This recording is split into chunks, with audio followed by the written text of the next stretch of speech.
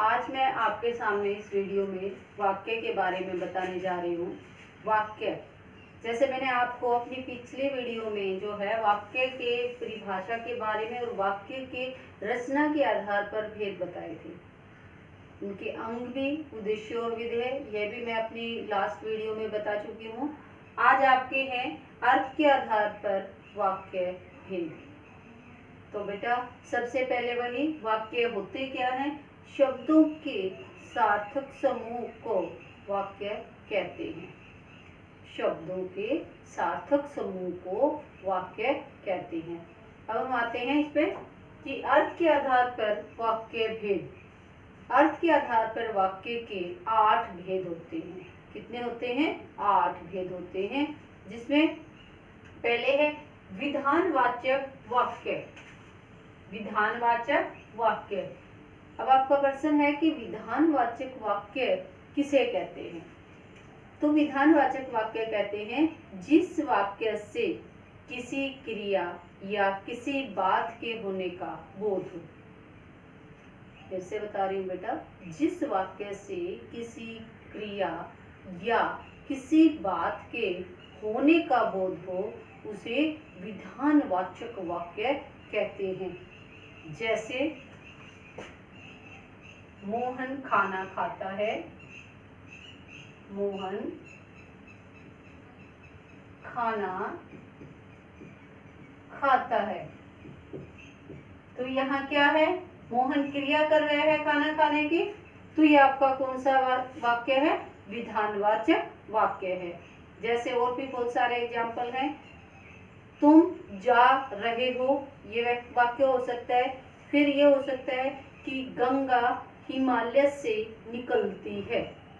गंगा हिमालय से निकलती है, ये भी क्रिया हो रही है।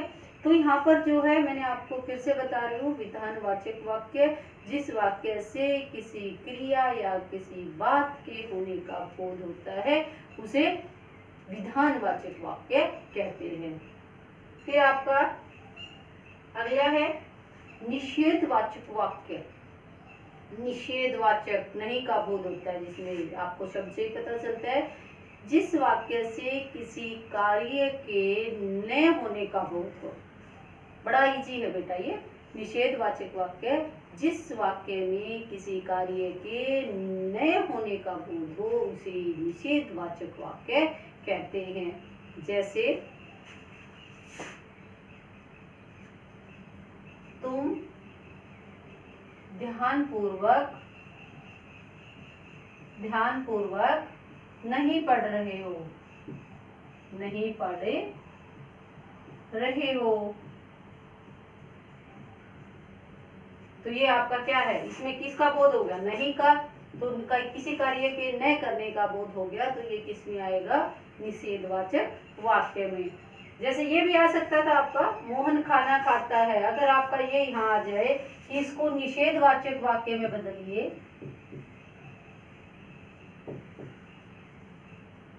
साथ के साथ बेटा किस तरह से आते हैं वो आपको बता के चलूंगी मैं। साथ के साथ मोहन खाना खाता है, इसका निषेधवाचक बनाइए, तो इसका निषेधवाचक क्या बनेगा? मोहन खाना नहीं खाता है। मोहन खाना नहीं खाता है। ये आपका किसका हो गया? निषेधवाचक हो गया। हो गया ना निषेधवाचक। अब आपका जो है, मैंने अभी ये वाक्य लिखा था आपका निषेधवाचक का कि तुम ध्यानपूर्वक नहीं पढ़ रहे हो। अगर हम इसको जो है हमें विधानवाचक बनाना है, इसी वाक्य को हमें विधानवाचक में बदलना है, तो क्या करेंगे? तुम ध्यानपूर्वक नहीं पढ़ रहे हो, ये क्या था आपका? निषेध। तुम ध्यानपूर्वक पढ़ रहे हो, क्या हो गया? विधानवाचक। ये आपके जो है क्रिया के करने का बोध हो गया, तो ये किस में आ गया? आपका विधानवाचक में। ये इस तरह से आपको बताए हैं। अब आपका नेक्स्ट है आज्ञावाचक वाक्य। आज्ञावाचक वाक्य किसे कहते हैं? आज्ञा, किसी को आज्ञा देना, अनुमति, आदेश देना, सबसे पता चल रहा है। तो जिस वाक्य में किसी प्रकार की आज्ञा, अनुमति या प्रार्थना, अनुरोध जिस वाक्य में किसी प्रकार की आज्ञा, प्रार्थना या अनुरोध का भाव प्रकट हो उसे आज्ञावाचक वाक्य कहते हैं। फिर से बता रही हूँ बेटा, जिस वाक्य से में किसी प्रकार की आज्ञा, अनुमति, प्रार्थना या अनुरोध का बोध हो उसे क्या कहते हैं? आज्ञावाचक वाक्य कहते हैं। जैसे तुम अपना गृह कार्य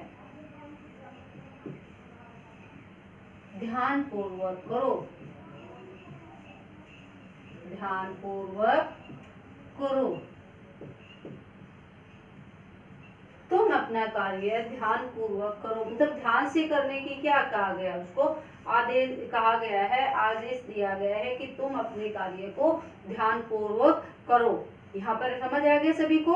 और फिर इसका जो है, इसी का अगर निषेधवाचक बनाना होता, जैसे निषेधवाचक बता चुकी हूँ आपको, नहीं में होते हैं, तो इसका क्या हो जाएगा? तुम अपना गृह कार्य ध्यान पूर्वक मत करो। तो ये किस में आ गया? नहीं का बोध हो गया यहाँ पर, तो किस में आ गया? निषेधवाचक वाक्य में। अब आपका है प्रश्नवाचक वाक्य। बहुत ईजी है ये तो। प्रश्नवाचक वाक्य, जिस वाक्य से किसी प्रकार का प्रश्न करने का बोध होता है, किसी प्रकार का प्रश्न करने का बोध होता है, उसे प्रश्नवाचक वाक्य कहते हैं। जैसे तुम कहाँ जा रहे हो? तुम कहाँ जा रहे हो?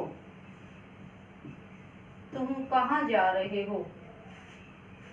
समझ आ गया बेटा? कहाँ प्रश्न का बोध हो गया ना, पूछा गया है कि तुम कहाँ जा रहे हो, या ये आ जाए कि तुम क्या कर रहे हो। तो इस तरह के जब वाक्य आते हैं तो वो आपके किस में आते हैं? प्रश्नवाचक वाक्य में। ये आपके जो है 4 तक हो चुके हैं। अब 5 है आपका विस्मयवाचक वाक्य। अब आपका पहले है कि विस्मयवाचक वाक्य कहते किसे हैं, होते क्या हैं?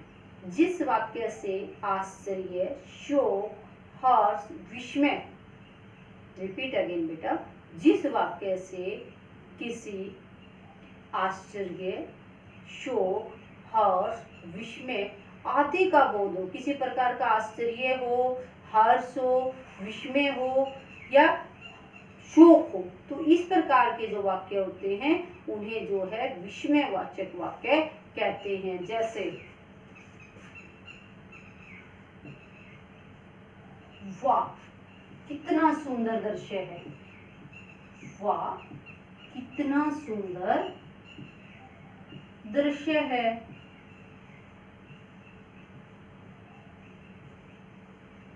तो ये आपका किस में आ गया? आश्चर्य में आ गया। तो ये आपका किस में है? विस्मयवाचक वाचक वाक्य में। जैसे दूसरा वाक्य आ सकता है, अरे वह बहुत बीमार है, तो ये दुख की बात हुई उसके लिए, तो ये किस में आ गया? शोक में आ गया। तो ये भी आपका किस में आएगा? विस्मय में आएगा। तो इस तरह से आपके वाक्य विस्मयवाचक वाक्य में आते हैं। अब आपका नेक्स्ट है 6 संदेहवाचक वाक्य। संदेह, किसी में संदेह हो, सबसे ही पता चल गया संदेहवाचक वाक्य, जिस वाक्य द्वारा किसी प्रकार का संदेह प्रकट हो, जिस वाक्य द्वारा किसी प्रकार का संदेह प्रकट हो उसे क्या कहते हैं? संदेहवाचक वाक्य कहते हैं। जैसे शायद आज वर्षा होगी, शायद आज वर्षा होगी। तो इसमें क्या है? संदेह बताया गया है, कंफर्म नहीं है कि होगी, संदेह जताया गया है। फिर एक और एग्जाम्पल आ सकता है, उसने अपना कार्य कर लिया होगा, या अपना गृह कार्य कर लिया होगा, या मोहन ने अपना गृह कार्य कर लिया होगा। तो इस तरह से जो है उसने अपना गृह कार्य कर लिया होगा। यहाँ पर क्या बताया है? यहाँ पर भी संदेह जताया, किया है या नहीं किया है वो नहीं पता, संदेह है, कर लिया होगा, ये आ गया। तो वहाँ जो है क्या होता है? संदेहवाचक वाक्य होता है। अब आपका नेक्स्ट है इच्छावाचक, जिसमें इच्छा जताई जाए। तो इच्छावाचक वाक्य क्या होते हैं बेटा? जिस वाक्य से किसी इच्छा, शुभ कामना या आशीर्वाद का बोध हो। जिस वाक्य में किसी प्रकार की शुभ कामना, आशीर्वाद या इच्छा का बोध हो, उसे जो है इच्छावाचक वाक्य कहते हैं। जैसे तुम सफलता प्राप्त करो, तुम सफलता प्राप्त करो। इसमें क्या बताया गया है? इच्छा बताई गई है। इच्छा कि तुम सफलता प्राप्त करो, एक शुभ कामना है कि तुम सफलता प्राप्त करो, या आशीर्वाद मान सकते हो, किसी को आशीर्वाद दे रहे हो कि तुम सफलता प्राप्त करो। या इस तरह से हो सकता है आपकी यात्रा मंगलमय हो, आपकी यात्रा, ये इच्छा है उनकी, आपकी यात्रा मंगलमय हो, मंगलमय हो। ये भी आपका किस में आ गया? इच्छावाचक में। दोनों ही आपके किसके हैं? इच्छावाचक वाक्य बताए गए हैं। अब आपका लास्ट है संकेतवाचक वाक्य। संकेत, इशारा, शब्द गए होंगे शब्द से ही। जिस वाक्य में किसी एक बात अथवा काम का होना, जिस वाक्य में किसी एक बात अथवा काम का होना दूसरी बात अथवा काम के होने पर निर्भर हो। मतलब एक वाक्य दूसरे पर निर्भर होता है, एक बात दूसरे पर, एक कार्य दूसरे वाक्य पर निर्भर होता है, तो वहाँ क्या होता है? संकेतवाचक वाक्य। फिर से बता देती हूँ बेटा, जिस वाक्य में किसी एक बात अथवा काम होने का दूसरी बात अथवा काम के होने पर निर्भर हो, मतलब एक काम होना या एक बात होना वो दूसरी पर निर्भर हो, तो उसे क्या कहते हैं? संकेतवाचक वाक्य कहते हैं। दूसरे वाक्य पर निर्भर होते हैं। जैसे यदि वर्षा होगी तो फसल अच्छी होगी, यदि वर्षा होगी तो फसल अच्छी होगी, अच्छी होगी। तो क्या है? वर्षा का होना और फसल का अच्छे होना एक दूसरे पर निर्भर हो गया, तो ये आपका जो है संकेतवाचक वाक्य में है। इसी प्रकार हो सकता है यदि तुम पढ़ोगे तो अच्छे अंक प्राप्त करोगे। तुम्हारा पढ़ना और अंक प्राप्त करना वो दूसरे पर क्या हो गया? निर्भर हो गया। ये तो आपके थे बेटा वाक्य, आपके इस तरह से होते हैं। फिर आपके वाक्य जो हैं अर्थ के आधार पर वाक्य भेद आते हैं। तो उसमें क्या होता है? एक तो कोई वाक्य दे दिया जाता है, जैसे विधानवाचक वाक्य बता देती हूँ। गीता पढ़ने जाती है, जाती है। ये आपका मान लो, ये आपका है विधानवाचक वाक्य है आपका। गीता पढ़ने जाती है। पढ़ने में क्या हो गया? किसी क्रिया के होने का बोध हो गया कि वो पढ़ने जाती है, कार्य कर रही है, क्रिया कर रही है, तो ये किस में आ गया? आपका विधानवाचक वाक्य में। तो बेटा पहले भी बता चुकी हूँ, एक तो आपका आ सकता है वाक्य भेद, तो इसमें कौन सा वाक्य है? विधानवाचक वाक्य है। दूसरा आपका जो है यहीं पर है निषेधवाचक वाक्य। इसी का निषेधवाचक वाक्य बनाना है, इसी का क्या बनाना है? निषेधवाचक वाक्य। तो इसमें जो है गीता पढ़ने जाती है, इसका निषेध में क्या आ जाएगा? गीता पढ़ने नहीं जाती है, गीता पढ़ने नहीं जाती है, जाती है। ये हो गया आपका, ये कौन सा हो गया? निषेधवाचक वाक्य हो गया। अब आपका नेक्स्ट है आज्ञावाचक, आज्ञा, आज्ञा देना। तो आज्ञावाचक जब आता है इसी का हम आज्ञावाचक बनाएंगे। गीता पढ़ने जाती है, अब आज्ञा में क्या है? हमें आदेश देना है, तो क्या लिखेंगे? गीता पढ़ने जाओ। हम आदेश दे रहे हैं, गीता पढ़ने जाओ। यह हमारा क्या हो गया, आज्ञावाचक वाक्य बन गया विधानवाचक का। तो इसी तरह नेक्स्ट हमारा है प्रश्नवाचक। तो इसी का हम प्रश्नवाचक वाक्य भी बनाएंगे। प्रश्नवाचक वाक्य, प्रश्न में क्या होता है, प्रश्न का बोध होता है, बताया था आपको।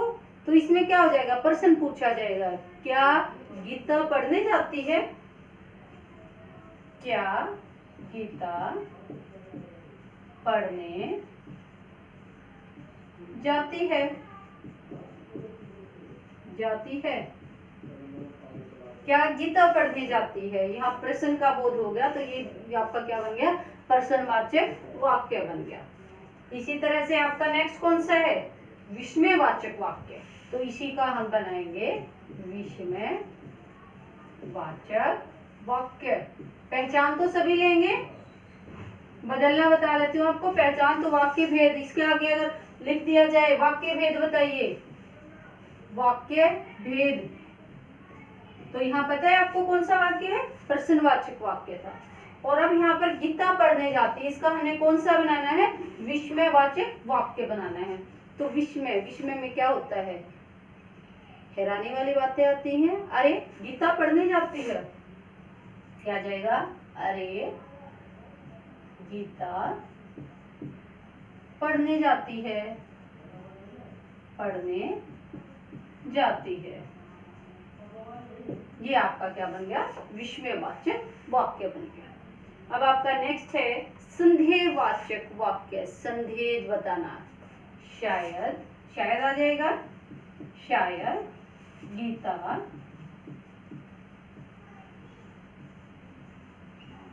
क्या हो गया, शायद हो गया, तो क्या हो गया, शायद गीता पढ़ने जाए, शायद गीता पढ़ने जाए। यहाँ पर जो है क्या आपका संदेह, जाए या ना जाए ये नहीं पता, शायद गीता पढ़ने जाए। अब आपका है इसी का संदेहवाचक हो गया था ये। अब आपका इसी का है पहले संदेहवाचक, संदेहवाचक वाक्य। तो संदेहवाचक वाक्य क्या बना आपका, शायद गीता पढ़ने जाए, ये आपका हो गया संदेहवाचक। अब आपका नेक्स्ट है इच्छावाचक वाक्य। इच्छावाचक वाक्य, इच्छा बतानी है इसमें, तो इसमें क्या आ जाएगा, मैं चाहती हूं कि गीता पढ़ने जाए, मैं चाहती हूं कि गीता पढ़ने जाए। तो इस तरह से आपका क्या होगा, इच्छावाचक वाक्य हो गया ये। अब आपका लास्ट है, क्या है आपका, संकेतवाचक वाक्य। संकेतवाचक वाक्य। अब आपका संकेतवाचक वाक्य क्या बताया था मैंने कि एक किसी काम वाक्य में किसी एक बात अथवा काम का होना दूसरी बात अथवा दूसरे काम के होने पर निर्भर होता है। तो इसमें क्या आ जाएगा, इसी का बनाना है हमें, यदि गीता पढ़ने जाए तो मैं चलूंगी, यदि गीता पढ़ने जाए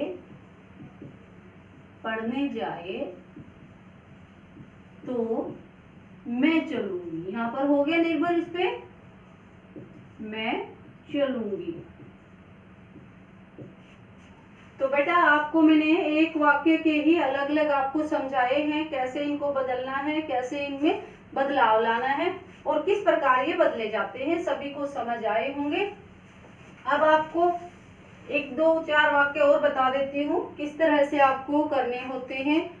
जैसे तुम जा रहे हो, तुम जा रहे हो, जा रहे हो, तो ये आपका कौन सा वाक्य है, सबसे पहले वाक्य भेद, तो ये आपका है विधानवाचक, विधानवाचक वाक्य।